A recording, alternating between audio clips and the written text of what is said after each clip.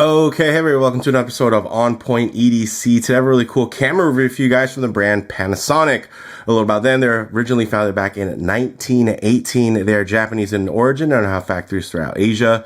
Lumix being their digital camera division, established in 2001. The name Lumix actually stands for Smart and Sustainable Combination of Optical and Digital Imaging Technology. Lumi for luminance and mix for mixture. So that's why it's Lumix. Specializing in the enthusiast kind of prosumer market where you're going to have consumer grade with just more professional capabilities. Now, in terms of the type of camera, I'd say this falls right under that EDC camera or everyday carry capable in terms of size, build quality, and versatile capabilities. This is the Lumix G100D, and it was originally released as a budget hybrid content creator focused camera, which it did not do very well with being in terms of just like the initial reviews, but it's really found a second life as an EDC and travel camera, with the D variant being the later USB-C updated version. Now, I in particular will be kind of reviewing this one specifically. I mean, it does have interchangeable lenses, but I'll be reviewing it on the Lumix Leica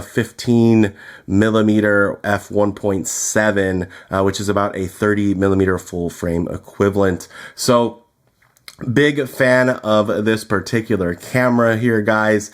I did use it for the channel for a bit, and now it is, I didn't spend too much time as an A cam. It was kind of a transitional B cam, and I have to say, I've really enjoyed it, and it kind of unlocked micro four thirds for me. And now I'm shooting this, and you know, most of my content is actually shot on a G9 II. So the G9 Mark II is obviously a lot more advanced, but it was this particular camera, the G100D, that kind of unlocked for me the potential of micro four thirds. So with that said, let's go ahead, zoom the camera out, get this piece in hand, and take a closer look. All right, now before we dive in, quick customary wristwatch check. I actually have this really cool JDM limited edition Seiko on that actually I'll be doing a full review on, and this is just a cool one. It looks like a Seiko mod, and you honestly wouldn't think that you could just buy it like this, but this is actually a limited edition from Seiko. Definitely, of course, is giving you some particular homage-y vibes, especially to kind of the modern Bond watches, but it's a really cool one, and it's actually super cheap. It's like $200, so if you're interested in wristwatch content, definitely check out the channel because that's kind of my main bread and butter. But today we're going to be talking about this awesome little camera. So one thing to note is it has a really nice little hood here, which obviously adds a fair bit of style, and it also does add a fair bit of protection. You essentially get, you know, two different variations. You could do it essentially with this, which I think looks very cool. And of course, oh, and probably something you're also noticing is, hey, there's some type of filter on there. There is. It's a piece of glimmer glass from Tiffin. It's a bit of a kind of beauty filter that doesn't actually kind of get in the way of anything like maybe a black mist filter might for some of you in terms of the way that you're trying to style things. This is just a bit of a softener. But yeah, it works really good. This is typically how I would have it out shooting, essentially. Actually, I think that was upside down. Let me, there we go. This is how it would look, essentially. And the nice thing is you can just kind of pop this rubberized lens cap on and off, and you're going to have a lot of protection there. But for the review's sake, I guess why not get it here and just kind of have it just a little bit more sleek and give you kind of a better look at the camera itself. So we'll go ahead and pop that aside. And also a cool thing about this particular lens is that it even comes with, you know, a different lens cap that you could, so basically you can have that lens cap or this one, that all kind of come in the package. So I don't know, I think that's pretty cool. But yeah, again, not too much to focus on the lens, but for me, it's a very nice pairing with this particular camera, and it is really again, a well-spec'd piece. Like for me, on the content creation side, you know, knowing that this does have a microphone jack here, and then it's just, you know, it's pretty well well spec'd all the way around in terms of everything that it offers with 4K, up to 30 frames per second and everything like that. And then of course you do have a nice, I don't know if it's going to be able to focus on here. That might be a bit impossible, but there we go. So that's pretty cool, right? You get a viewfinder, especially in this compact size, which I think is really, really cool. Now, so some of the specs, of course, we're going to go across the screen at some point, but some things to talk about. We have the micro four thirds sensor, which is going to have about a 21.7 megapixel size, in terms of like the actual size, but there is a bit of a crop factor. So you're going to get 20.3 megapixels max effective. And then of course it's called a micro four thirds sensor because it has a 4:3 aspect ratio. This shoots in JPEG and RAW. The RAW isn't going to be as great. I'm personally a big JPEG guy myself. I'm a big believer in garbage in, garbage out. I would much rather get things in quality in camera and spend more time being creative and less time, having to kind of fix things and make it be what my vision is. I would much rather capture the vision first, which is a reason why I really enjoy Lumix cameras. I mean, going all the way back to, the bridge camera that I originally used was the FZ1000 for the channel for the longest time. So yeah, here you're able to get 4K, 30 frames per second. The EVF has like 2.36 million dots. The screen is going to have 1.84, so really nice screen from that perspective. Also 3-inch, articulating. You do have that built-in flash, which is very, very cool. You do also get Bluetooth and Wi-Fi connectivity, which is great for apps. So you can go ahead and get these sent out, to your camera, from your camera to your phone, relatively easy. Or you can also do remote control, stuff like that, which is also very useful. But for me, that's where I've really found a lot of fun with this camera. The size, I mean, this thing's small. So I have a GX85 as well as, the LX100 and those are both great cameras, and this one just has that, again, similar small footprint. The one thing that it is lacking, unfortunately, is going to be true IBIS. It's just going to give you instead a digital image stabilization. It's still 5-axis, but if that's going to, essentially that's going to give you more crop. So you're going to want to use a wider angle lens if you are going to be trying to use this, which is, I think what people had a lot of issues with was initially trying to use this as a content creator camera, like for talking head type of stuff.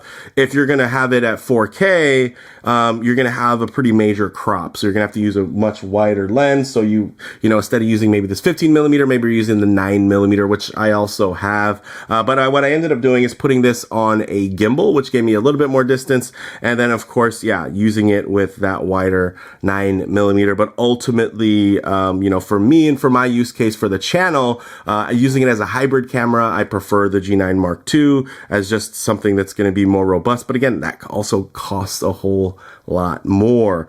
So there are going to be trade-offs. But I still use this camera a fair amount. I'll go ahead and start posting a couple of pictures up there that I took up in Orange County the other day. It was kind of a gray day, so don't be alarmed that these aren't the most vibrant photos. It's the environment that I was given, but I still think that the colors rendered very, very true to Lumix. Where I'm not going to be doing a lot of work in the post. I really do enjoy the look of those clean JPEGs. So originally these retailed for about $749.99, and that's with the kit lens. And you kind of had a couple options if you want to get this creator stick or anything like that. For me, it didn't seem like it was actually like a great deal to do that, considering that I would probably have to put this on a gimbal anyway. So I was going to save that money and put it towards a gimbal, which I ended up doing. And I also do have some footage that I recorded using this camera at an actual watch event. So we'll overlay some of that throughout the video as well. And I think it worked really good.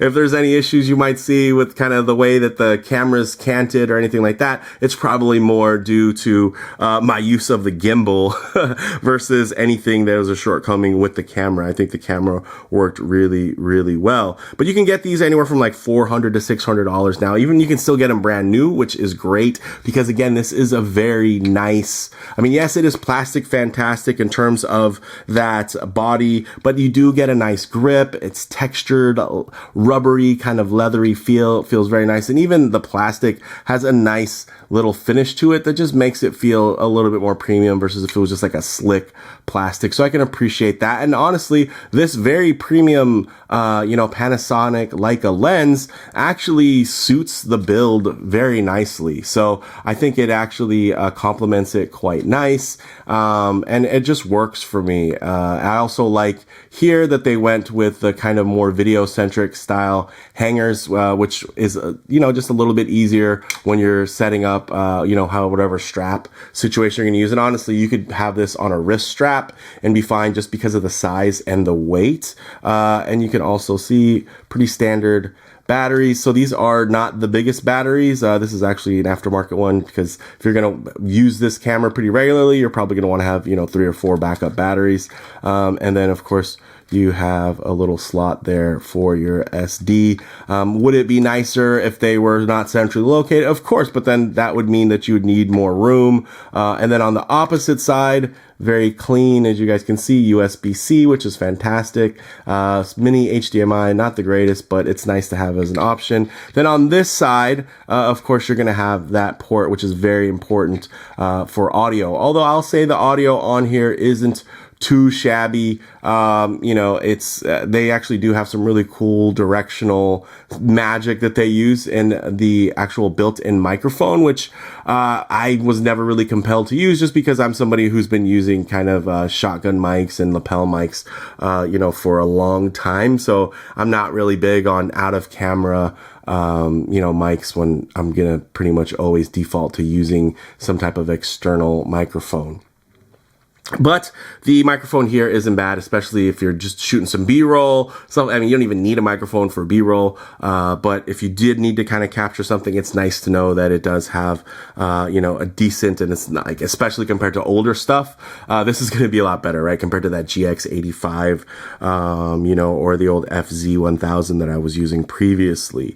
The dimensions on here, again, very, very tidy, guys, about just 4.5 by 3.25, and then about like a 2 inch, but 2 is something kind of depth. So this is just a tidy little camera that I really have enjoyed over the years. Great in-hand ergonomics have been fantastic. I mean, as much as, I think right now kind of rangefinder styles are going to be more popular, having a built-in grip for one-hand use is fantastic. And then also having that built-in, when you start thinking about used prices for cameras, there are some GM models, right, that have, just having this, viewfinder, the electronic viewfinder is such a huge benefit, and you can get one here for not a lot of money. So that's one of the nice things, is you're going to get something that's very versatile. It's very trimmed down, but it is quite feature rich when you start thinking about the hybrid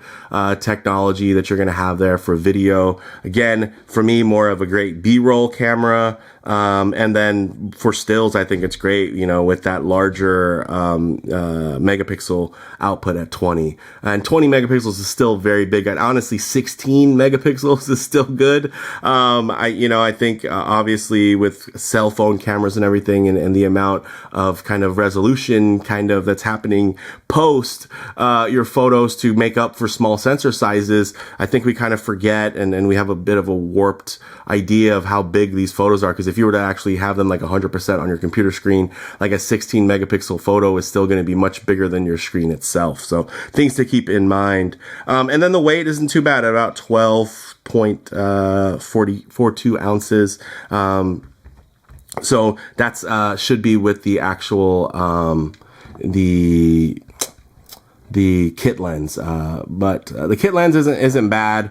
But for me, guys, this is where this camera thrives, is you put a nice lens on it, a compact lens, and it just does its job. There's another lens that I like to use from time to time here too. This is a pretty underrated lens. I use this for videos where essentially I want to have a smooth zoom. So this power zoom, essentially, right? Pop this off here.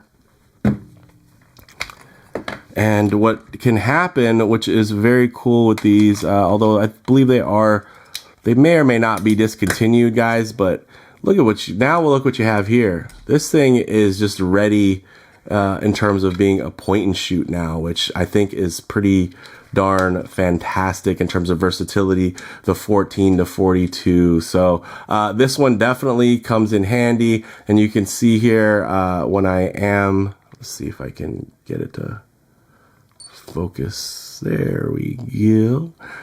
So we can use the zoom there, zoom in and out, which is pretty nice, guys. So there are some options that are out there that, again, that are actually super cheap. Like, you can get these kind of refurbished for very, very affordable. And now you just turn this into a very competitive, just run and gun piece. Yeah, it's not going to have the fastest lens in terms of the aperture, but the nice thing is you have that versatility. You can zoom in and out, and you know, in terms of waking up, it's pretty instantaneous.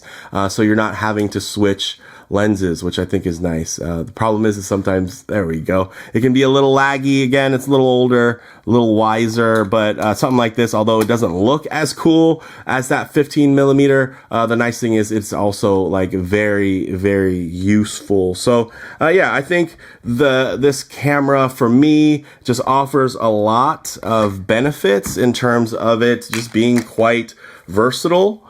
And again, you put the right lens on it, and that's one of the nice things as compared to like maybe my LX100 Mark II, is that you can swap out the lenses, and it's nice. So you can put something, you know, with more reach on it, more versatile, kind of go carry all, and you get all the benefits, of course, of Micro Four Thirds. It's going to be those more compact lenses that are essentially going to be, you know, double the focal length when you think about full frame terms. Like, this is a 30 millimeter, you know, full frame equivalent, and it's this size, which is pretty awesome. And of course, it's great optics in terms of it being a Leica, you know, setup. So I'm digging this one, guys. Closing thoughts. There are some model variants. There's basically the previous G100, which is going to not have the USB-C upgrade. It'll be the micro USB. In terms of transit and packability, super compact, guys. I mean, let me see if I have anything to really get a nice little idea. So a deck of cards, Havston playing cards, guys. Like, this is not much bigger than a deck of cards. Let's just like keep that in mind here. So that is pretty cool that you have something around that size range, that's going to be relatively light, still feeling quite robust, has all of these, you know, great options, still has great photography, you know, specs. And then also you do get the bonus of being able to catch some great footage as well with decent sound. And then of course you can have great sound if you're going to use that external microphone jack. So comparable options in terms of cameras still available new. There's actually not a lot of competition in this size and price point. There are some newer, smaller, compact cameras like that Fuji put out, OM Systems, and hopefully Lumix as well at some point will be putting out there to really kind of compete. But honestly, with the rising values of these older cameras from, you know, 5-10 years ago, that are still very capable, that are pretty cheap, this for me is a really good choice if you really, you know, you're not big on older cameras and you just want something that's like now but has that older vibe that you might be looking for. Like, this could absolutely scratch those itches, and then of course depending on the types of combinations you're going to use. So for me, guys, bottom line, as much, you know, a lot like wristwatches, right? Like, yeah, things become more and more desirable again. in terms of like dedicated time telling, right? Even though you have a phone, like, yeah, you have a phone, it has the time, it has a camera, right? But a dedicated camera, there's something about it that just, it feels more purposeful and more deliberate, so that, you're just going to end up, you know, using it more often. So for me, although yes, I always have my phone in my pocket, the nice thing is when I take a camera with me, something small like this, especially something so capable, the nice thing is that it really motivates me. And it's going to help me to actually utilize the camera, and I'm not just going to feel like, oh, I have a camera, I can capture it with my phone at any old time. I'm going to be like, oh, I brought a camera, I might as well use it, right? And I can work on composition and those types of things. I'm not a professional photographer by any means, as you guys saw from the photos earlier, but yeah, it's nice, it's fun, it's a way of expression, and yeah, I can see why these are more deliberate and inspiring and inspired experiences when you have something that's dedicated to time telling, it's dedicated to photography or capturing video. So for me, guys, the G100D with that 15mm f1.7 is definitely a great do-it-all at this price point for its solid build, combined with great ergonomics, the intuitive layout, right? It's very, very simple, guys. I'm not going to go too much into that. There are definitely dedicated camera channels that will tell you. This is more about the build, the carryability, and the use case of it in terms of its flexibility. And I think that's really where this piece shines anyway. You know, if you're a hardcore photographer, you're absolutely going to be able to figure this camera out. And if you're a casual, it's made for you to figure out. So you'll be absolutely fine. So yeah, you're getting that versatile shooting experience, as well as definitely clean out of camera JPEGs and very crispy 4K video. But let me know what you guys think down in the comments below. If you like the video, please do a like, and if you haven't already, please subscribe for more content just like this. Thanks, guys.